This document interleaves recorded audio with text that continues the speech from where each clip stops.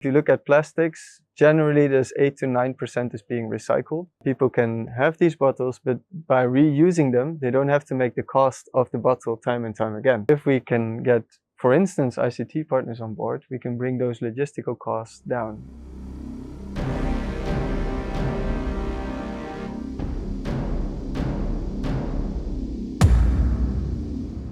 Dear viewers, I welcome you all to the TBS face-to-face show. Viewers, this is Sajjadur Rahman. I'm with you guys on this show. I have Rolph Droste sitting here with me. Rolph is a part of global organization called BOPINC. And BOPINC is an innovation agency that actually works with companies and NGOs to create business solutions that can create a positive impact for low-income consumers and entrepreneurs. Rolph is a part of the Netherlands office. He is leading the Circularity and Regeneration department of BOPINC. He is joining with his Bangladesh colleagues this week to work on several initiatives. So we'll hear from those initiatives. What BOPINC is doing in Bangladesh. Rolph, welcome to the TBS face-to-face show. Thank you. Thanks for coming to TBS. So can you perhaps summarize what circularity actually means? Yes. Let me first start off with the opposite side of circularity, which is the thing that we have been doing for decades, minimally. Basically, extracting, if you look at our economy, basically we extract resources from the ground, like minerals, all the materials, from forests, water as well, energy, and we use that to create products, right, and services that we want to use. And we design them in such a way so that we can use them, with the lowest effort possible, or, the best use that we can have, right? The issue is that after our use, these products and these services, the things that get left over from it, like for instance packaging, we have not thought about that part. We are basically disposing it, and it ends up in, for instance, a landfill, or it gets burned somewhere. So that you can call a linear value chain: extracting, using, disposing of it.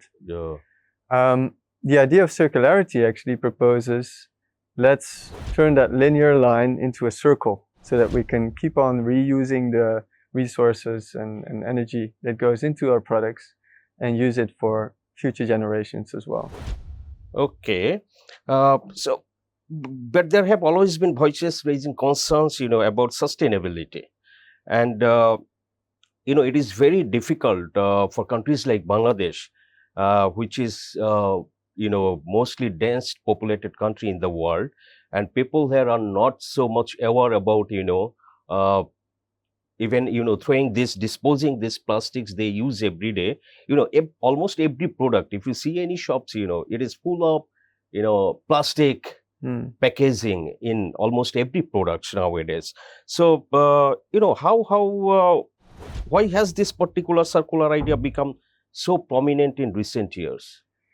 Well, I suspect this sustainability discussion has been going on for years. Yes, I think probably in the 60s and 70s, when scientists were saying, look, resources are going to be depleted and our Earth systems are under pressure.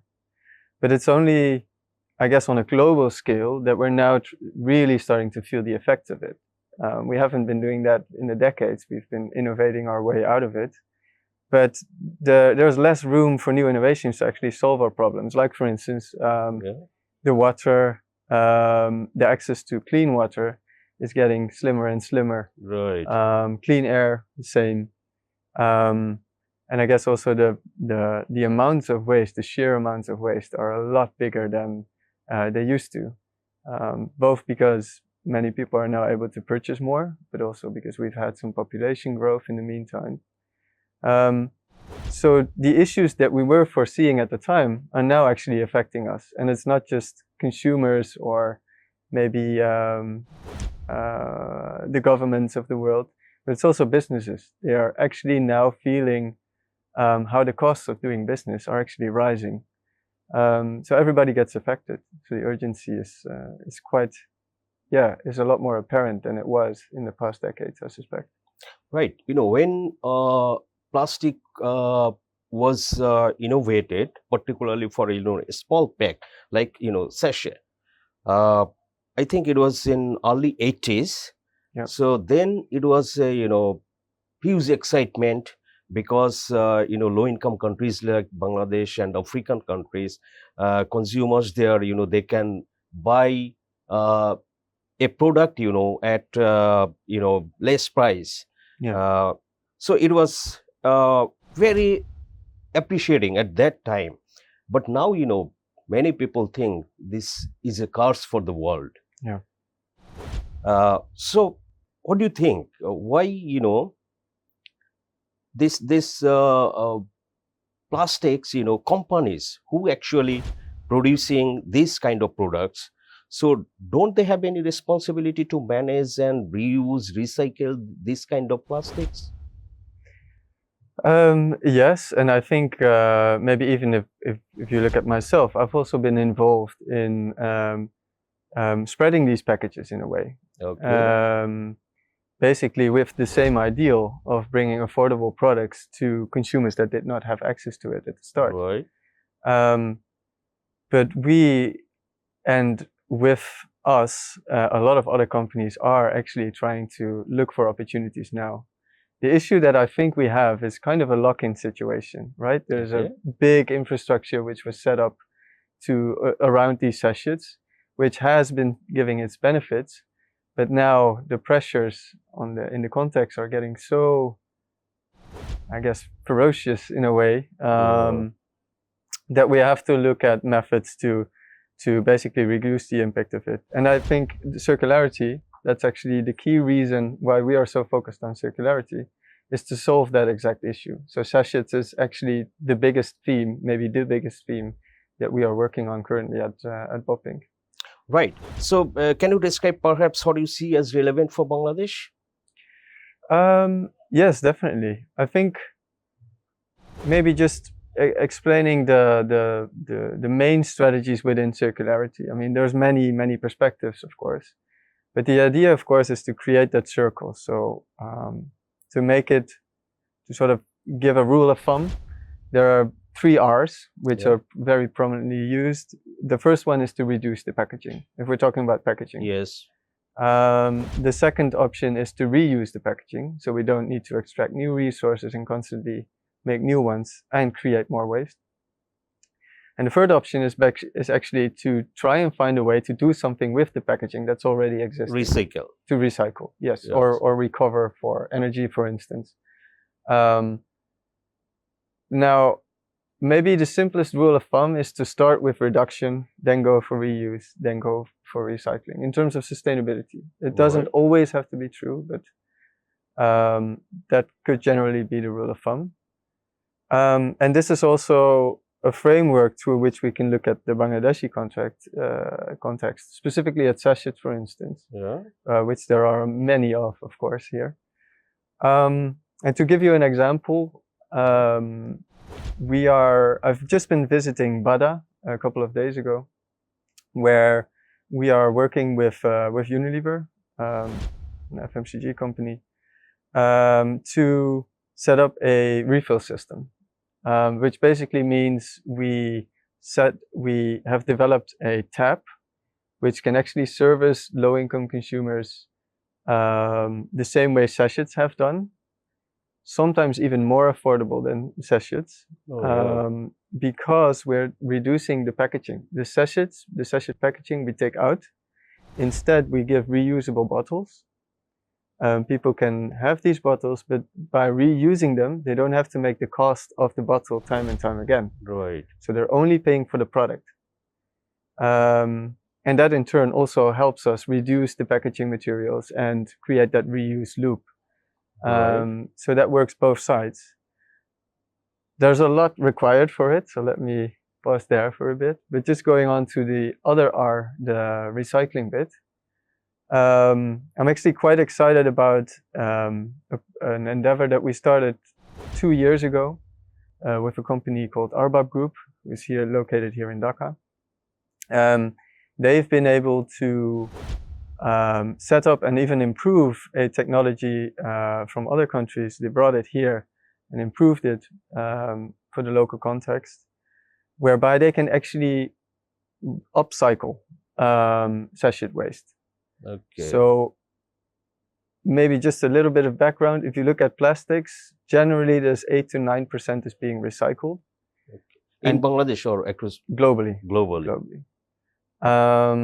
And sachets, the multi-layered ones, especially the ones with aluminium layers in it, like chip wrappers or the small sachets that you could, those are the hardest to recycle. It's basically not possible. Basically not possible. So they end up in landfills or get burned.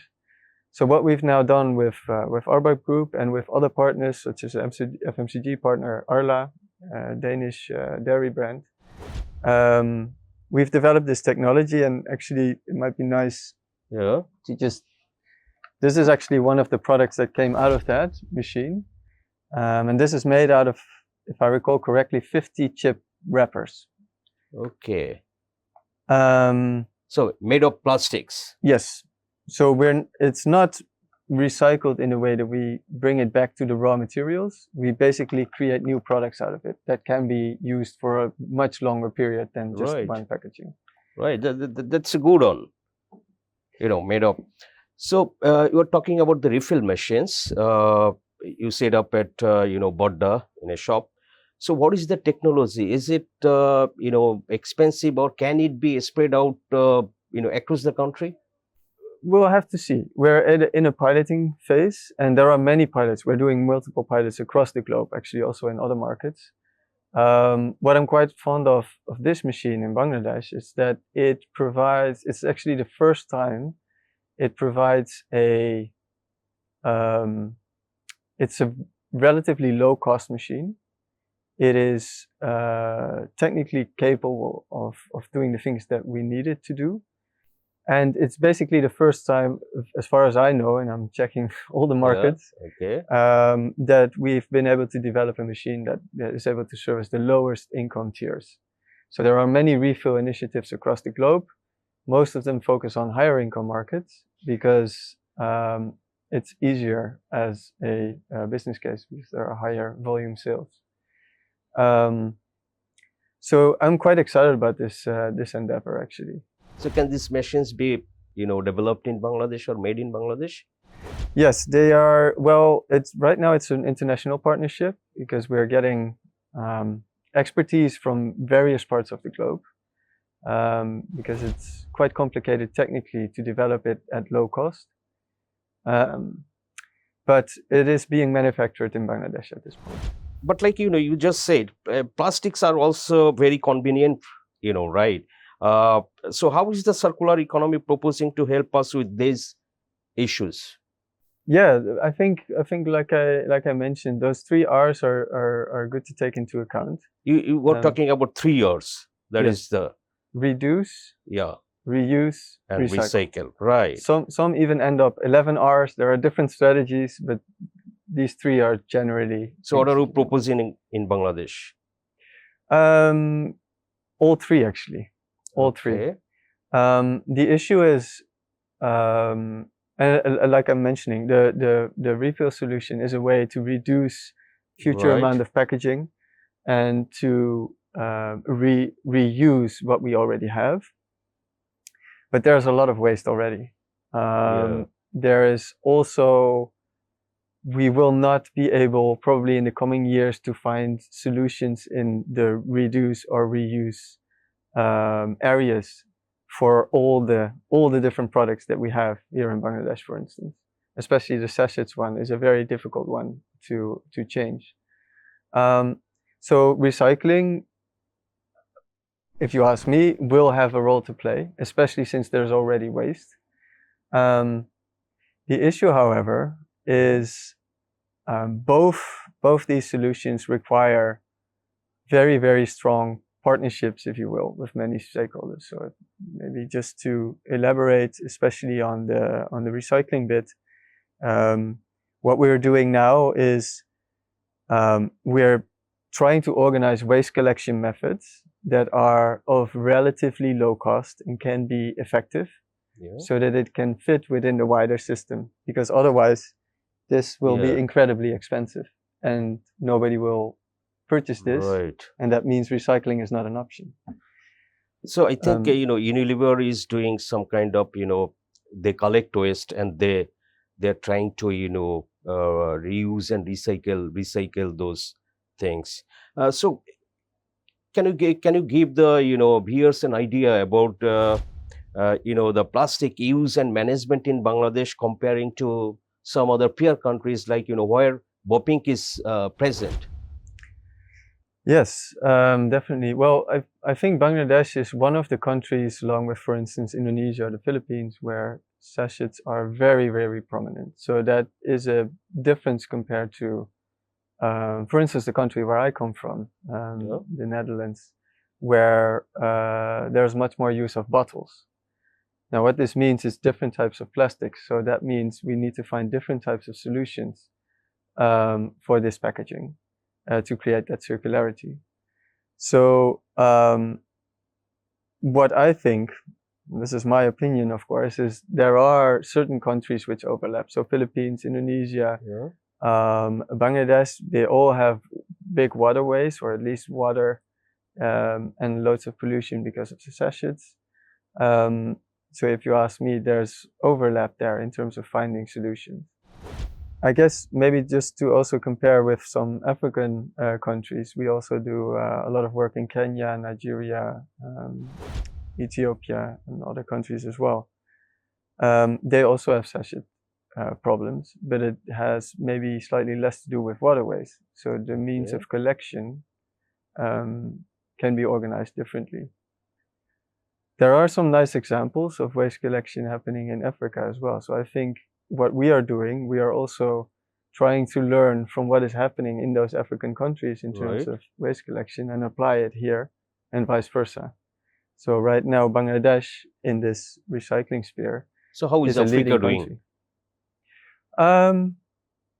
Yes, it's a huge continent, of course. So every country has its different you're talking challenges. about they are managing better, relatively better than countries like Bangladesh. I'm not sure if they're managing better, but there are some very interesting initiatives in terms of waste collection. So for instance, there are some waste collection initiatives in Kenya and in Nigeria, which are focused on what is called the higher value plastics. So it's easier to create a recycling business case. Those have been experimenting for a long time on how to include the informal waste picking sector and formalize that in a way, so that we can create a more steady plastics collection system.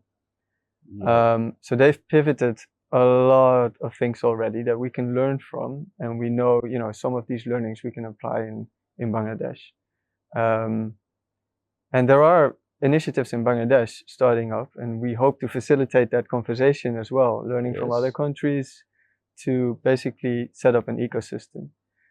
But in the end, even these initiatives that I'm talking about in Africa, they are focused on the higher value plastics. So there is a buyer for this waste who can recycle it easily.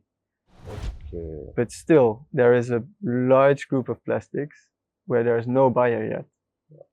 So building that ecosystem requires solutions such as this one, to create that pool for the market waste collection.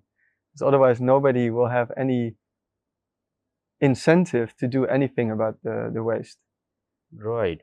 And companies, those actually sell products in plastic packets, they have a role to play. And different countries, particularly the government, they have a role to play. But I would like to hear from you what companies' role should be to reduce the use of plastics, and what should be the government's response? Yeah, that's a good question, and I think first of all, I think the two need to work together, and that creates opportunities and other risks as well. But I think um, the collaboration is necessary, and it's not just between the government and business. I think also between different businesses. So, for instance, in a project here in Bangladesh, we are working together with FMCG companies who are providing, shampoos, dairy products, all these packaged products that we buy in the supermarkets or elsewhere. They are the ones that are introducing the packaging. So they are already looking for solutions to manage this packaging waste. Some are ahead of others, but they cannot do it alone. They are bringing the packaging in, but now how are we, going to do something with it? So they need to work with, for instance, I think experts in plastics. So Arbab Group, for instance, is an expert in packaging. So that technology-wise, they understand what we can do with it after it's being used by consumers. In the waste collection area, to name another sector, there might be a big potential for ICT. Yes. So as Bopping, we used to do we're still doing that actually, a lot of work in distribution in areas where usually no products are being distributed. That's actually where the sachet comes in. And we have been working with a lot of digital partners to basically make all the logistics and all the coordination between different partners super effective. Because if we cannot do that, there is no business case. What they do actually, digital partners? These ICT partners. What they do actually, digital partners, you say? So there are some nice examples. I think here you have, and I'm just thinking out loud here, you have Food Panda here, for instance. So they have technology, I'm assuming they have technology, that basically very efficiently can arrange logistical systems, right? So there's an order here, they need to respond, but they need to respond effectively, otherwise the cost of doing that business is going up. So they are using all kinds of ICT systems to make that very efficient and to coordinate these distribution lines. Now that could actually be something that could be super interesting in coordinating reverse logistics, which basically means taking back the waste which is being used from one area and get it back to an area where it can be handled or recycled, for instance. Those logistical costs are relatively high because a package has relatively low value. So that means relatively your logistical costs are incredibly high. So if we can get, for instance, ICT partners on board, we can bring those logistical costs down and the management cost with that. That sounds good. I think multiple collaborations thinkable, but in the end, we need to work together. There's no one company that can do this alone, and not even one government that can do it for one country. Right. So is there any relationship, with the plastic use, with that of the, income? I mean, use of plastics, is it lower in high income countries and, higher in low income countries? You mean the recycling rates? No, or? I mean the use of plastics. The use? Yeah. Any relationship, with the income? I mean. Yeah, so generally, I don't know the exact numbers in plastics, but generally, higher income people actually have the biggest impact. Quite well, I think the main driver is quite simply because we have a lot more purchasing power. So we buy bigger stuff, more stuff. So that negative impact is obviously a lot bigger. And in fact, there are some really, I don't know them by heart right now, but there are some really interesting statistics about this, about how, if I'm not mistaken, the top 5%, for instance, in Europe, is creating half the environmental impact. It could be even worse than that, actually.